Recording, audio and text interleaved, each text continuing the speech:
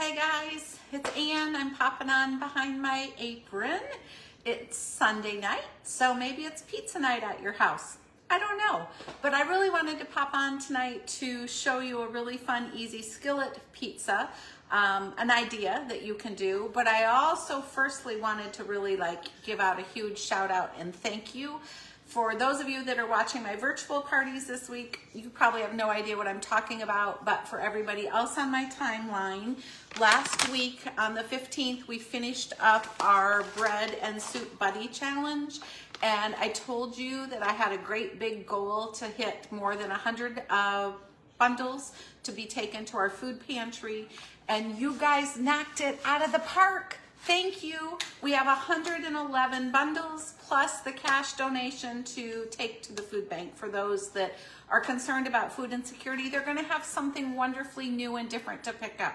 So thank you. From the bottom of my heart, we made my huge, big goal. I was really worried about going public and telling you I wanted to hit more than 100, but I don't know why I should have been worried. You guys always knock it out of the park. So thank you, thank you, thank you. But now, if you're following along on a virtual party this week, welcome to Some Kitchen while I work remote this month. And I am in the Gulf Coast area, so I have been doing a lot of seafood things because that's what you guys had requested. But tonight, I'm using up some leftovers, but I'm also doing a pizza, so I wanted to let you know how to do this. And I am making a half and half pizza, half shrimp pizza, half sausage, mushrooms, and onion pizza, because those are things I had on hand. So I am using a couple key ingredients though. Pampered Chef's pizza crust pouch. You guys, this is so easy and so wonderful. You just add warm water and oil. Literally, that's it. And you knead it for about 5 minutes. Let it rest for 5 minutes more, and then make your pizza or your calzones or your flatbread or whatever you want to do. And I only used half the batch for this. So the other half of the batch I have put in a Ziploc, and I will put in the freezer. And if I think about it ahead of time, the day I want to use it, I'll pull this half of the pizza crust out of the freezer and put it in the refrigerator so it starts to thaw. And then before you make the pizza, probably like an hour ahead of time if it's been frozen, take it out and put it on your counter. Because if you're dealing with room temperature pizza dough, it's much easier to roll it out into the shapes that you want, okay? So I mentioned that I'm working remote. And so I did not bring my entire kitchen with me, which I kind of wished I'd brought a few things because I thought there was a pizza stone here last year. There's not this year. There's also no metal pizza pans, no cast iron here this year. So next year I'll be more prepared. But I did bring this incredible skillet that I've just taken out of the oven because I did a 5-minute pre-bake on the crust.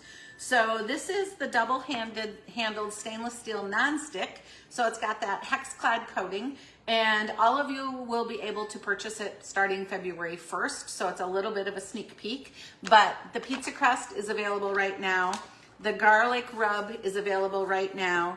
So I made the dough. I have rolled it out and put it in the skillet, and at 425 degrees, I pre-baked it for 5 minutes. Just because that's how I like it. I like it a little bit more crispy, okay? So I'm doing a half and half pizza. So I have, and I'm using up leftovers. So that's one of the big goals in January, right? Only buy perishables, use up your pantry things. So I am using roasted garlic marinara on 1/2 for my sauce. So we're gonna just get the sauce spread out here on half of the pizza. That looks, I don't know, close to half. Probably won't matter. It'll probably be the middle that's together that I like the best. Then I'm using some Alfredo sauce for the shrimp side of the pizza. Ooh, this is much thicker, so I will just spread that out. So use up things that you have, or the next time that you make pasta or lasagna, maybe don't use quite all the sauce. If you use bought-in sauce, save a little, and you can do this at your house as well. Then for the shrimp pizza, I love Havarti cheese with it. And like I said, I'm using what I had. I did not have shredded Havarti, so I just took and sliced it really thin and because there's not a great grater here either, hence a note I'm making for next year. So I'm just putting Havarti slices all over the half with that is going to be the shrimp side. And on the other half, on the marinara side, I am putting a combination of mozzarella, cheddar, and Parmesan for a bottom layer. And then I'm going to do, I did some really thin onions in the prep mandolin. So I'm going to lay out a few onions over the whole pizza. And while I'm doing this, you guys, first of all, if you've had shrimp pizza, put it in the comments of what toppings you like with it. I've heard a lot of people talking about putting some fresh spinach with it, which I think that would be really interesting. But let me know. And if you have never had shrimp pizza, would you try it? Like, put it in there. Let me know, okay? So that would be kind of fun. Grab a few more pieces of onions on here. And then let me know if you're cooking tonight, because that's always fun to know as well. And I should mention, I did bring my scrapers. And I love this little one. Look, it's like the size of the jar. So this is really good. I could have used that to spread that out with. Okay, so I have onions on everything. Then I'm going to put mushrooms on everything, partly because I love mushrooms. And I had some that needed to be used. So these were fresh mushrooms that I just sliced up. Then I'm going to put shrimp, cooked shrimp. I sauteed them. So put your shrimp on your shrimp pizza side and just place them around just like you would place a pepperoni.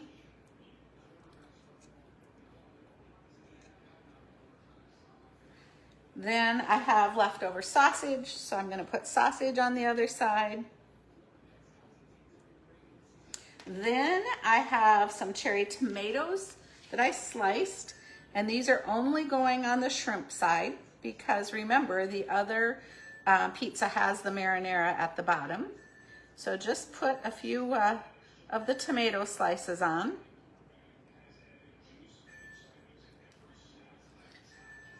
And do make sure that you're cooking your oven at 425, because it's important that you have that nice hot temperature. Then we're going to take the rest of this mixture of cheese and we're going to put it over the whole pizza.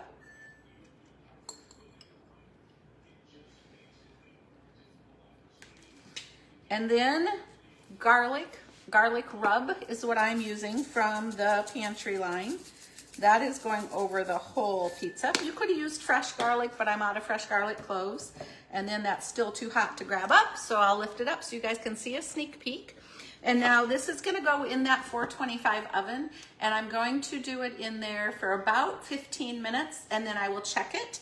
And it works really well. You can see just, I think with my fingers here, how easy this comes up off of this nonstick skillet.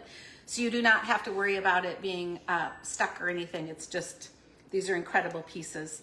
So let me know what you guys are cooking. Let me know if you would bake shrimp pizza, or if you've had it, or if you would at least try it.